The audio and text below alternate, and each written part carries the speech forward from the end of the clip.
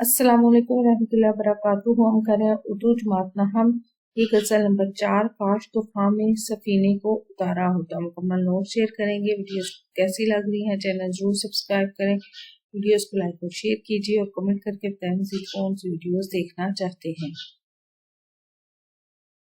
शायर का तारुफ। गज़ल नंबर 4, काश तूफान में सफीने को उतारा होता। परवीन फना सैयद इसकी शायरा है। ख़वातीन शोरा में मुनफरिद शनाख्त रखने वाली मारूफ शायरा परवीन फना सैयद 3 सितंबर 1932 को लाहौर में पैदा हुई। इनके वालिद सैयद नासिर हुसैन रिजवी सुप्रीटेंडेंट जेल के ओहदे पर फाइज थे और क़याम पाकिस्तान के वक्त आप भारत के शहर गुरदासपुर में मुकीम थे, जहाँ के हिंदू मुस्लिम फसादात ने आपके जहन को बहुत ज्यादा मुतासर किया। उन्होंने 1951 में गुजरावाला से मैट्रिक का इम्तिहान पास किया और लाहौर कॉलेज बराए ख़वातीन में FSC में दाखिला लिया और डॉक्टर बनना चाहती थी, लेकिन शदीद अलालत की वजह से उनका ख्वाब पूरा नहीं हो सका और डॉक्टरों ने इन्हें दिमागी कामों से दूर रहने की हिदायत की। शादी के बाद उन्होंने BA किया। परवीन सैयद ने 15 साल की उम्र से शायरी का आगाज कर दिया था। वो दा जाफरी और फैज अहमद फैज से शायरी में सलाह लेती थी। आपने तवील अलालत के बाद 21 अक्टूबर 2010 को कराची में वफात पाई। हरफे वफा तमन्ना का दूसरा कदम, लहू सुर्ख है और यकीन इनकी मशहूर तसानीफ है। अल्फाज मायनी। गज़ल नंबर 4, काश तूफान में सफीने को उतारा होता। अल्फाज मायनी है। असरार, राज, बका, बाकी रहना, सफीने, कश्तियाँ, मौजों, लहरों, बागबां, बाग की रखवाली, देखभाल करने वाला, जफा, बेवफाई, गुलशन, बाग, यज़दा, खुदा। सफीने, नाव या कश्ती, तसव्वुर, ख्याल, बसद, शौक, बहुत शौक, इसरार, राज, वैद, मौजों, पानी की लहरें, अदाबे जफा, जुल्म, तस्लीम की ताज़ीम करना, अनायत, मेहरबानी, तोजो, यज़दा, कुदरत कामला, अल्लाह के नामों में से एक नाम। तशरी। गज़ल नंबर 4, काश तूफान में सफीने को उतारा होता। शेर नंबर 1, काश तूफान में सफीने को उतारा होता, डूब जाता भी तो मौजों से उभारा होता। तशरीफ। परवीन फना सैयद एक ऐसी शायरा थी जिन्होंने जिद्दत के नाम पर शेरी बिदतें कबूल नहीं की, लिहाजा उनकी शायरी इत्तेदाल और इंसान दोस्ती, हुस्न जुबान और एतमाद की शायरी है। परवीन फना सैयद की शायरी इफ़्फ़त, फ़िक्र और पाकीज़गी और एहसास की शायरी है। परवीन फना सैयद इस शेर में अपनी ख्वाहिश का इजहार करते हुए कहती हैं कि मैंने तूफान में अपनी कश्ती को उतार दिया होता तो मेरी नाव हंसकर मुश्किलात से लड़ती। अगर नाव तूफान में डूब भी जाती तो तूफान की मौजें नाव की मदद करती और इसे उभारती और डूबने ना देती। इससे शायर की मुराद ये है कि जिंदगी की मुश्किलात और मसाइब का सामना हमें मजबूत बनाता है। इन मुश्किलात से घबराना नहीं चाहिए, भागना नहीं चाहिए, डरना नहीं चाहिए, बल्कि इनका सामना करना चाहिए, इनका मुकाबला करना चाहिए। जिस तरह से मौजें सफीने को उभारती हैं, इसी तरह जिंदगी की जो मुश्किलात होती हैं वो हमें मजबूत बनाती हैं और हमें इनका सामना करना चाहिए बजाय इसके कि हम इसे डरने लग जाए, भागने लग जाए। शेर नंबर 2 है। हम तो साहिल का तस्वुर भी मिटा सकते थे, लबे साहिल से जो हल्का सा इशारा होता। तशरी। परवीन फना सैयद कहती हैं कि वो अपने दिल की दास्तान को महव करके इसके तस्वुरात को भूल सकती हैं, क्योंकि साहिल का तस्वुर हमें इस्तक़रार की फिक्र दिलाता है। वो इस तस्वुर को भी मिटा सकती हैं अगर महबूब की तरफ से मुझे हल्का सा इशारा मिले। यानी वो कहती हैं कि मैं तस्वुर को भी, उस तस्वुर को भी मिटा देती अगर मुझे मेरा महबूब इशारा करता। वो कहती हैं कि महबूब की याद के तस्वुरात को भी भूल जाती अगर महबूब अपने मुंह से खुद इस बात को कहता या मुझे इस बात का इशारा कर देता। हर हाल में महबूब के सामने सर तस्लीम खम कर देना उसको मोहब्बत कहते हैं। राहत तो सुरूर हो या रंजो गम, नफा हो या नुकसान, हर सूरत में अपनी ख्वाहिश खत्म करके महबूब की ख्वाहिश का गुलाम हो जाना, इसी का नाम मोहब्बत है। शेर नंबर 3, तुम ही वाकिफ ना थे अदाबे जफा से, वरना हमने हर जुल्म को हंस हंस कर सहारा होता।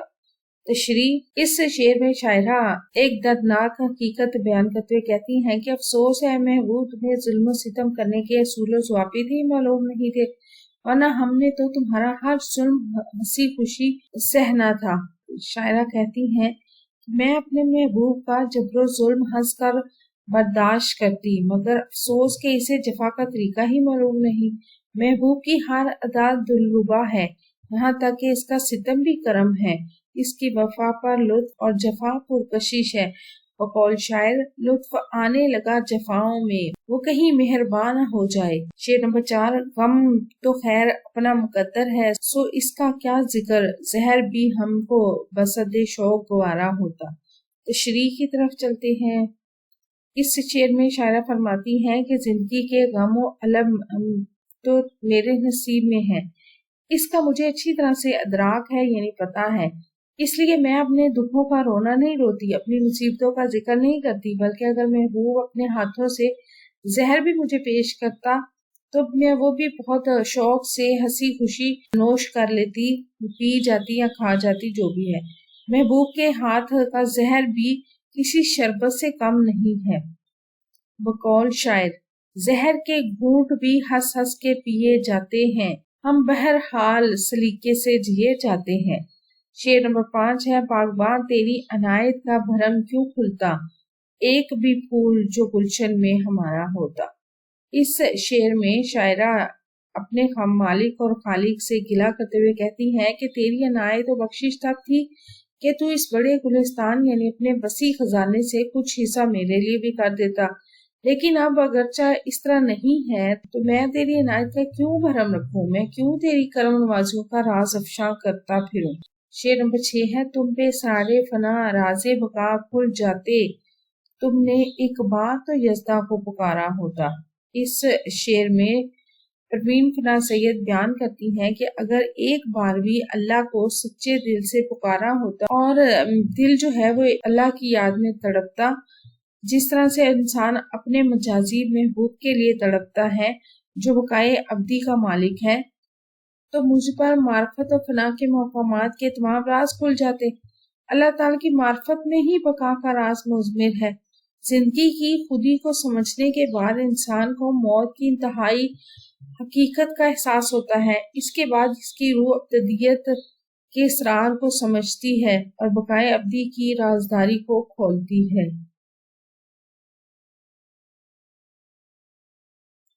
مشقی سوالات۔ غزل نمبر 4، کاش طوفان میں سفینے کو اتارا ہوتا۔ سوال نمبر 1، خالی جگہ پر کر کے درج ذیل اشعار مکمل کریں۔ ہم تو ساحل کا تصور بھی مٹا سکتے تھے، اس میں آئے گا لبے ساحل سے جو ہلکا سا اشارہ ہوتا۔ غم تو خیر اپنا مقدر ہے، اس کا کیا ذکر، زہر بھی ہم کو بصد شوق گوارا ہوتا۔ تم پہ اسرار فنا راز بقا کھل جاتے، تم نے ایک بار تو یزداں کو پکارا ہوتی۔ سوال نمبر 2 ہے، اشعار کو پڑھ کر دیے گئے سوالات کے جواب دینے ہیں۔ اشعار ریڈ کر لیں، پڑھ لیں۔ سوالات، پہلا ہے، پہلے شعر کا مفہوم اپنے الفاظ میں لکھیں۔ اس شعر میں شاعرہ کہتی ہیں کہ کاش میری کشتی طوفان کی زد میں آئی ہوتی اور موجوں نے اسے بھی ابارا ہوتا، ڈوب جانے کے باوجود بھی تکلیفوں اور پریشانیوں میں سہارا مل جاتا، کیونکہ اگر ہم تکلیفوں اور پریشانیوں کا سامنا کریں تو پھر وہ چیز ہمیں بہادر بناتی ہے۔ پہلے شعر میں موجود قافیہ اور ردیف کی نشاندہی کریں تو پہلے شعر میں قافیہ ردیف ہے، اتارا اور بھارا قافیہ ہے اور ردیف ہوتا ہے۔ اگلا سوال ہے کہ شاعر کو ساحل سے اشارہ ملتا تو اس کا کیا نتیجہ ہوتا۔ شاعر کو ساحل سے اشارہ ملنے کا مطلب یہ ہے کہ اگر اسے سمندر سے بھی تھوڑا سا اشارہ مل جاتا وہ خود کوشش کر کے ترقی کی منزل طے کر سکتا ہے، اسے کسی کی مدد کی ضرورت نہیں ہے۔ تیسرے شعر میں شاعر کو محبوب سے کس بات کا شکوہ ہے۔ تیسرے شعر میں شاعر کو اپنے محبوب سے یہ شکوہ ہے کہ اے محبوب، صرف تم ہی محبت کے آداب سے ناواقف تھے، لیکن میں نے تو تیرے ہر ظلم اور ہر زیادتی کو ہنس کے سہا ہے۔ شاعر کو اپنے محبوب سے اس کے ظلم و زیادتی کا شکوہ ہے۔ سوال نمبر 3 ہے، شعر کی تشریح کرنی ہے، ہم پہلے کر چکے ہیں، آپ وہ دیکھ سکتے ہیں، نہیں تو یہ بھی میں نے دی ہے، آپ اس کو بھی ریڈ کر سکتے ہیں۔ آگے ہے شعر کا، اس شعر کا مرکزی خیال لکھیں۔ باغبان تیری عنایت کا بھرم کیوں کھلتا، ایک بھی پھول جو گلشن میں ہمارا ہوتا۔ اس شعر میں شاعرہ جو ہے وہ اپنے مالک اور خالق سے یعنی اللہ تعالیٰ سے گلہ کرتی ہیں کہ تیری عنایت و بخشش تب تھی کہ تو بڑے گلستان یعنی بڑے وسیع خزانے سے کچھ میرے لیے بھی کر دیتا، لیکن اب اگرچہ اس طرح نہیں ہے تو میں تیری عنایت کا بھرم کیوں رکھوں، میں کیوں تیری کرم نوازیوں کا راز افشا کرتا پھروں۔ سوال نمبر 5 ہے، مندرجہ ذیل الفاظ تراکیب کا مفہوم لکھیں۔ سفینہ، ناؤ، کشتی، لب ساحل، سمندر کے کنارے، آداب جفا، ظلم، تسلیم کی تعظیم کرنا، مسد شوق، بہت شوق، بھرم، اعتبار، بھروسہ، راز بقا، زندگی کا راز۔ اگلا سوال ہے سوال نمبر 6، درجہ ذیل کثیر الانتخابی سوالات کے درست جواب کی نشاندہی کرنی ہے۔ درجہ ذیل میں سے کون سی ادبی اصطلاح علم بیان کے زمرے میں آتی ہے؟ روزمرہ قواعد کی روح سے چھپی ہوئی بات یا پوشیدہ بات کرنا کو کیا کہیں گے؟ کنایا کہیں گے۔ درجہ ذیل میں سے کون سا لفظ اپنے مجازی معنوں میں استعمال ہوتا ہے؟ استعارہ۔ ایسی نظم جس کے ہر بند میں 6 مصرے ہوں کیا کہلاتی ہے؟ مسدس۔ درجہ ذیل میں سے کون سے الفاظ مرادی معنوں میں استعمال ہوتے ہیں؟ تشبیہ۔ مشترک وصف کی بنیاد پر ایک شے کو دوسری شے جیسا کہنا قواعد کی روح سے کیا کہلائے گا؟ تشبیہ کہلائے گا۔ درجہ ذیل میں سے کون سا مصرع استعارہ ہے؟ یہ نمائش سیراب کی سی ہے۔ ویڈیو کیسی لگ رہی ہے؟ چینل ضرور سبسکرائب کریں، ویڈیوز کو لائک اور شیئر کیجیے، کامنٹ کر کے بتائیں مزید کون سی ویڈیوز دیکھنا چاہتے ہیں۔ اپنا اور اپنے پیاروں کا رکھیں ڈھیر سارا خیال۔ اللہ حافظ۔